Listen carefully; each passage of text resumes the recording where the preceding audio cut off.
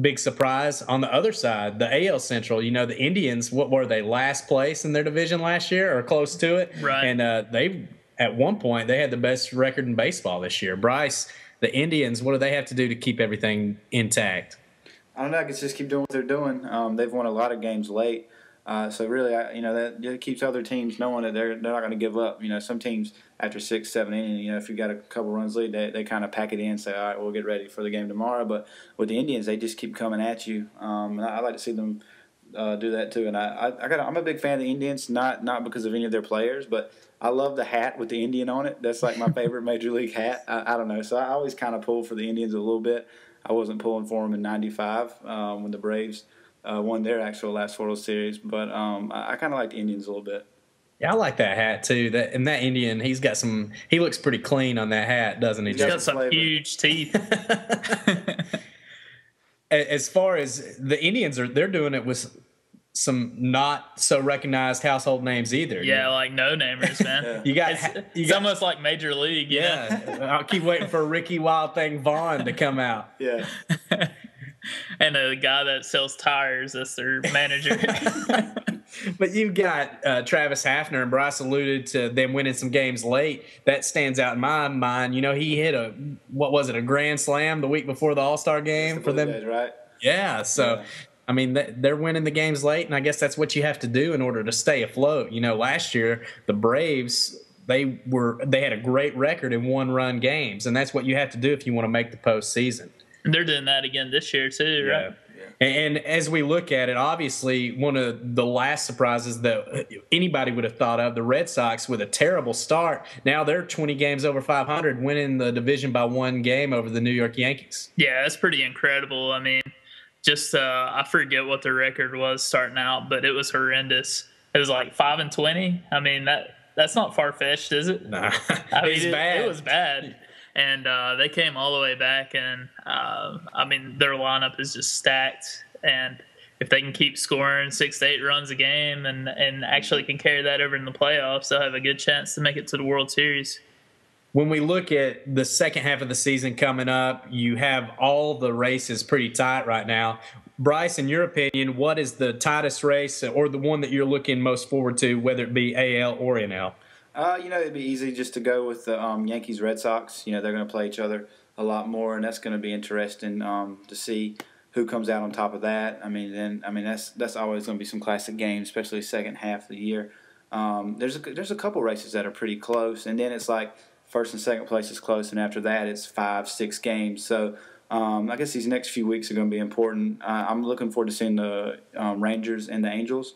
The Rangers have a 1-game lead, and it seems like they've kind of underachieved a little bit, I think, so far this season. So I think that's going to be a good matchup to watch too.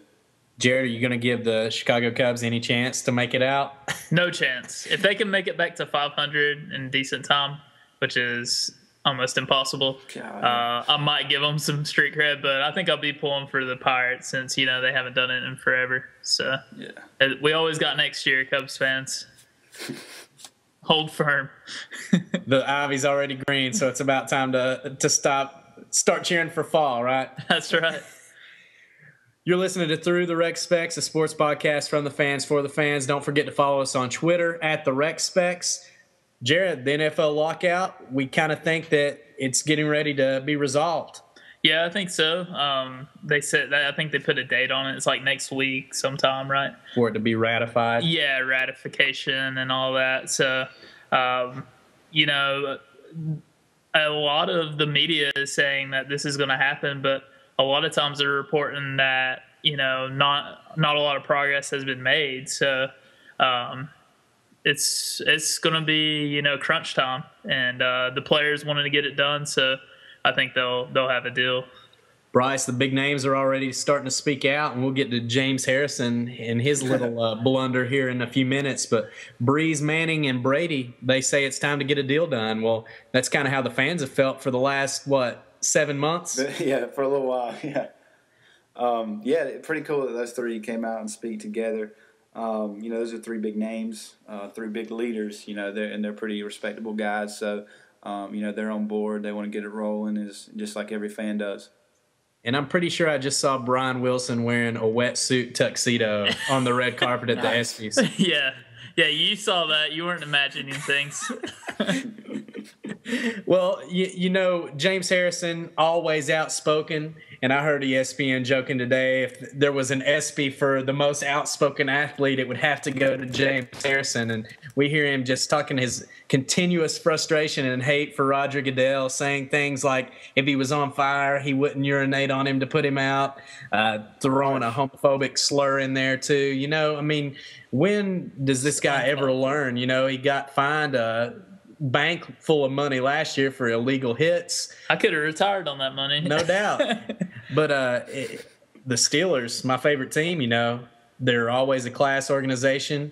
They don't really deal with some of these problem issues. We saw Santonio Holmes make the game-winning catch in the Super Bowl a couple of years ago, and then as soon as he gets into trouble, the Steelers cut ties with him. So, it could be time for James Harrison to go. What do you think?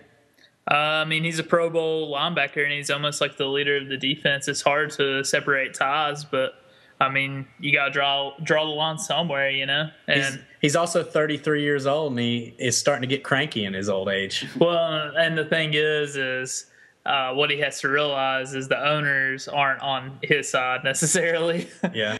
His owner is more likely on Roger Goodell's side since they're negotiating together. So I guess he didn't think about that before he started going off. And this is an interview that was in Men's Journal magazine, I believe. And he also criticized some of his teammates. It wasn't good to see him go in there and criticize his quarterback, go in there, criticize Rashard Mendenhall for fumbling the football in clutch situations, And Rashard actually spoke back at it. He said, I can understand where James is coming from, but check out these stats. And it actually shows that Rashard Mendenhall doesn't fumble the ball that often. Yeah. He just happened to have a couple of key fumbles in playoff situations, Bryce, Jared alluded to him being the captain of the defense. Isn't the Steelers' defense set up to where you can enter collegiate all-star defensive end linebacker here? Yeah, I don't know what this guy is thinking. He just comes out blasting teammates and then owner. And, Tomlin and Rooney, right? They're like no nonsense. They don't put up for this, this kind of stuff. So I wonder if he would have said this kind of stuff if the lockout wasn't going on right now, because I don't think he can get in trouble for it. But he can easily be replaced in that defense, don't you think? Oh, definitely. And I think that, like you said, he's 33, so even though he's still, a hit machine and does a lot of great things, they can easily replace him. So I think he needs to, be careful, because nobody's going to want to, you get kicked off and then no one's going to pick you up knowing the trouble you just gave the Steelers, So I think he's got to think about this stuff. He's probably cost himself a lot of money saying stuff like this. Another big name linebacker for the Steelers, Joey Porter, just a few years ago. We saw the Steelers cut ties with him. Yeah. He was also a very controversial figure and wasn't afraid to speak his mind either. Yeah, I think so. And where is he? Is he still with the Dolphins, or he just who knows? Hopping around from team to team right now? Yeah, he's limping around. But once if you are a constant problem, but that's the thing is like Roethlisberger, he has a ton of off-field issues. From legal issues to flipping over his handlebars on his bike. No helmet. They're not cutting ties with him. So it just depends who it is, And I think he's an integral part of the defense. So it's going to be interesting to see what they do with him. Not to get carried away on James Harrison, but obviously very interesting. And Bryce said it, does he say these things if there's not a lockout? No, probably because he doesn't have time to say these things. Right, exactly. Right now we're in a lull, and hopefully by this time next week we know that we're going to have an NFL season and everybody can rest assured. Not so sure we're going to have an NBA season. Any new developments on that, Bryce?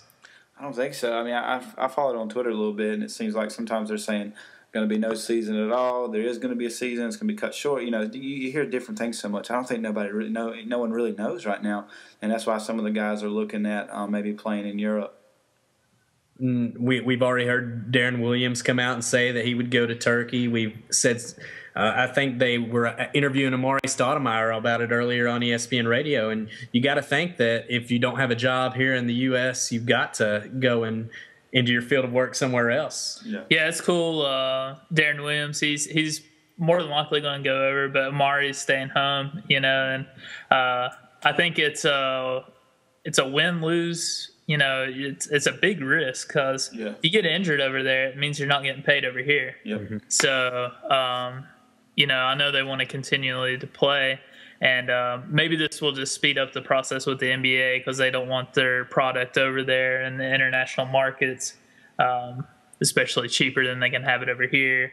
And I think that might just speed up the process. I think you're right. I think a lot of it's smoke and mirrors. Obviously, the NBA has become just a totally world sport. We've saw the emergence of the popularity of Yao Ming, although he's retiring now, but we've seen Dirk from Germany. We've seen JJ Barea. We've seen a lot of international flavor. Steve Nash in Canada. So, they've got their players all over the map. They don't want to see what happens. They don't want to see it go all over the map. So I think it is a lot of smoke and mirrors. I think it is kind of the players lighting a candle, maybe under David Stern, maybe under the owners, to see if they can get a rise out of them or whatnot. But